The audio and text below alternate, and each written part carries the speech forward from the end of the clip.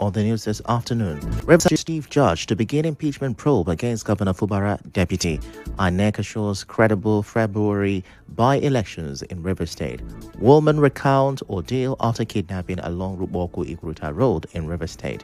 Family reject police claim of generator fumes following death of 6 members. On the foreign scene, China, Canada announced tariffs relief after a high-stake meeting between Carney and Xi. I'm Ifechukwu Muonyili with the news.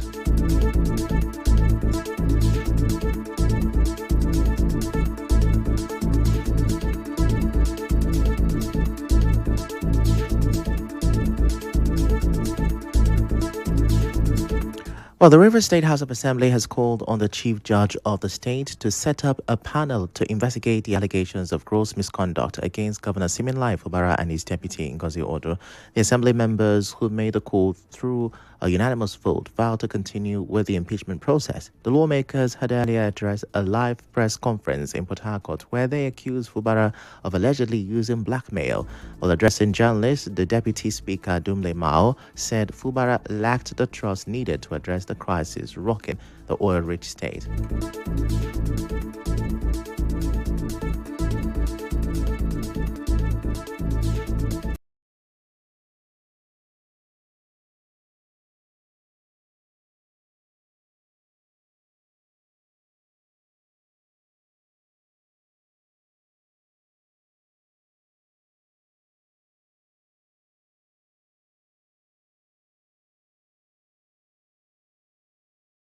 House, who had held media briefings calling for a political solution, recanted and declared their support for the impeachment process to continue. Shortly after the live press conference, the lawmakers made their way to the chambers for the start of a parliamentary session. At plenary, the members unanimously voted in support of an investigation of the allegations of gross misconduct against Fubara and his deputy. Meanwhile, elders in the state have stepped in. The Rivers Elders Consultative Forum has warned the Rivers State House of Assembly over its impeachment notice against Governor Siminalayi Fubara. The forum described the move as ill-timed, provocative, and failed on arrival, accusing lawmakers of heating up the state's political atmosphere despite the governor's peace effort. Redcliffe urged the Assembly to seek genuine reconciliation rather than what it termed selective public displays on national television under the guise of impeachment proceedings. Its convener, I.K. Thomas Amadi, spoke on behalf of the forum. With their position on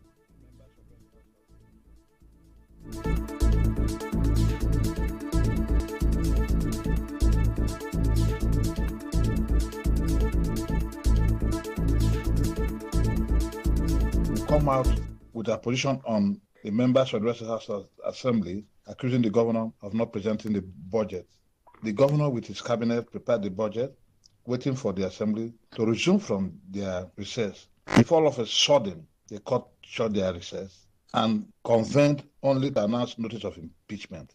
We of RICOF reaffirm support for the re-election of Mr. President and call on the governor, Siminalayi Fubara, to indicate interest on his second term as Rivers people want him for another 4 years. Redcliffe also declared its support for the 2027 re-election bids of President Bola Tinubu and Governor Siminalayi Fubara. Now let's shift attention to preparations for the forthcoming by-elections in River State.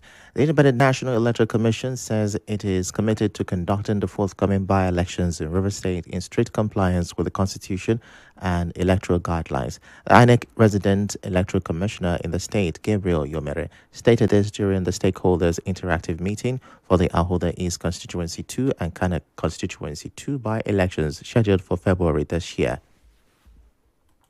By the Electoral Act 2022 and by the regulations and guidelines as established by INEC. And therefore, the by-election is not an exception. These rules will guide us in the conduct of the election. It suffices to say that for us, internally, what needs to be done, we are working seriously on it to ensure free, fair, credible, and transparent election. Speaking at the meeting, the chairman of the Inter-Party Advisory Council, Dr. Nnanna Onyekwere, commended INEC for its inclusivity and transparency, assuring that political parties would remain peaceful and law-abiding throughout the electoral process. For their proactiveness and inclusivity in every activity they do. We also want to thank you for the open door policy you've given to us. Anytime we have issues, we freely come to ask questions and we'll get answers. On the side of the parties, I could speak that we will try as much as we can to speak to our followers and our members that it's not a do or die business. That we have to remain alive to do more elections as the time goes on. So we promise you there will be no violence, there will be peace all across the state. The River State Commissioner of Police, CP Olubenga Adepoju, represented by the Assistant Commissioner of Police Operations, CSP James Njoko, also spoke. We warn our subjects and relatives not to be involved in acts that will truncate the process of credible election, and as well stay away from electoral violence and engage in acts that will promote election security. Thuggery, use of force to disrupt political meetings or voting at polling stations, or the use of dangerous weapons to intimidate voters and other electoral processes. Elsewhere, Abba Atiku Abubakar, son of former Vice President Atiku Abubakar, has joined the APC to mobilize support for the re-election of President Bola Tinubu. Abubakar was received into the ruling party on Thursday evening in Abuja by Deputy Senate President Barau Jibrin and National Vice Chairman of the APC in the Northeast, Mustafa Salihu. He also announced the renaming of his political group, originally established in 2022 as the Atiku Haske Organization, to the Haske Bola Tinubu Organization. His father, Atiku Abubakar, has described his defection as his personal choice.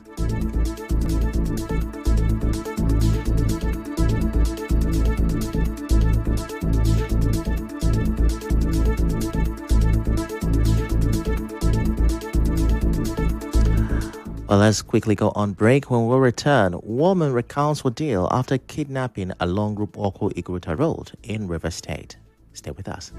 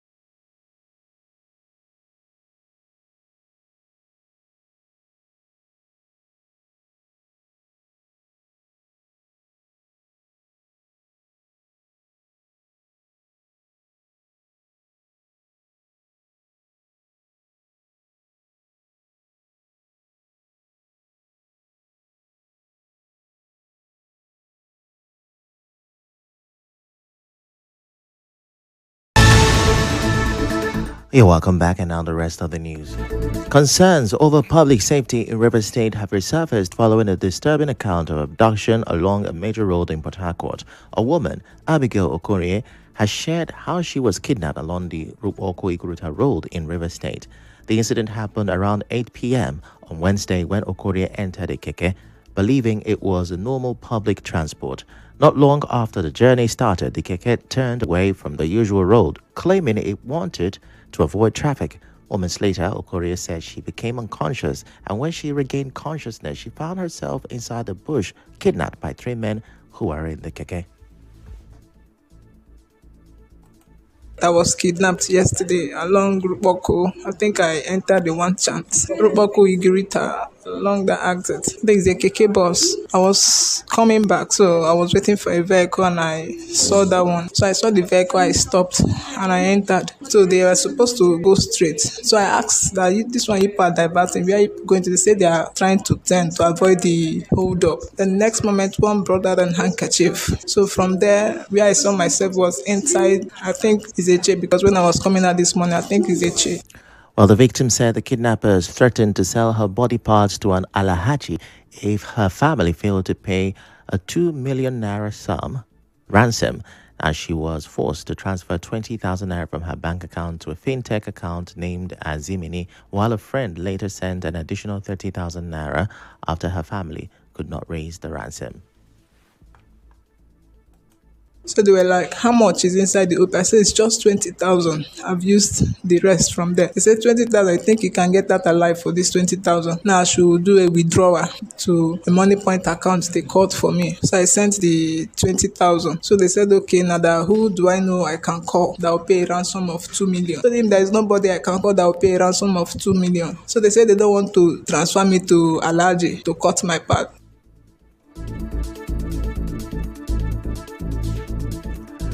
Well, she said she was released on Thursday after the kidnappers heard that her mother collapsed upon learning of the abduction.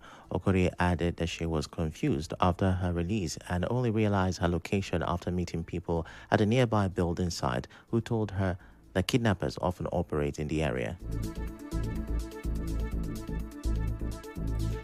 So they asked me to call my sister last time. So that was when my mom heard my voice and she fainted because she had blood pressure. So when they heard that, my sister started crying and said my mom fainted, that there is nothing they can do. When they called the call, they told me, okay, that I should clean my tears. That what will happen is that they are going to let me. So I just followed the direction they gave me. And unfortunately, I saw 3 men beating sight. So they called me, I was fidgeting. They said I should come. Now this one I'm fidgeting, that am I another victim? That they were here, they saw 2 girls that ran out from that place.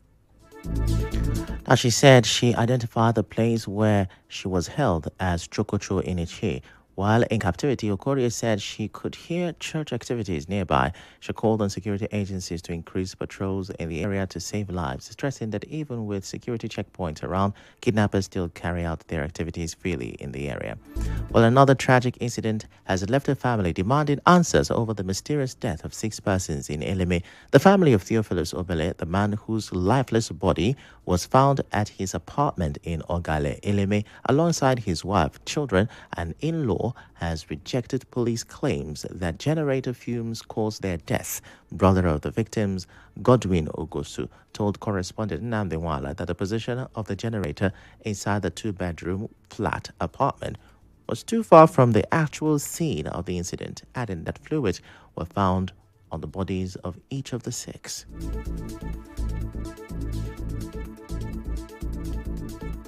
They've been using generator. It's a brand new gen, big gen. They keep the gen very far from their room. The room is 2-bedroom flat. What baffled me the most is that how come, if it's a generator, that the children will leave their own room to go and die in their father's room? All died in one room. The first daughter and the last one was lying on the bed. The first son close to the bed. The in-law just on the door as soon as you're entering. My brother on the floor from bed to ground. Then the wife inside the toilet. So the generator they are talking about, it is not generator. Generator cannot keep 6 people at the spot. The exhaust did not even face the room.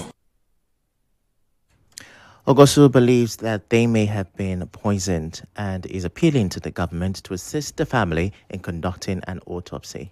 What killed my brother is spiritual something. Maybe poison water, food, or whatever. But generator can't generator out. It is only the autopsy that can help us to know exactly what killed them. So we are begging the government to come and assist us. We cannot just lose 6 people like that. It is not generator. The family profiled the deceased family as 49-year-old Theophilus Obele and his 35-year-old wife, Eunice. The children are 15-year-old Saka, 13-year-old Peace, and 7-year-old Nka. 27-year-old Abel Waka, who is the brother of Eunice, was also involved in the mysterious incident.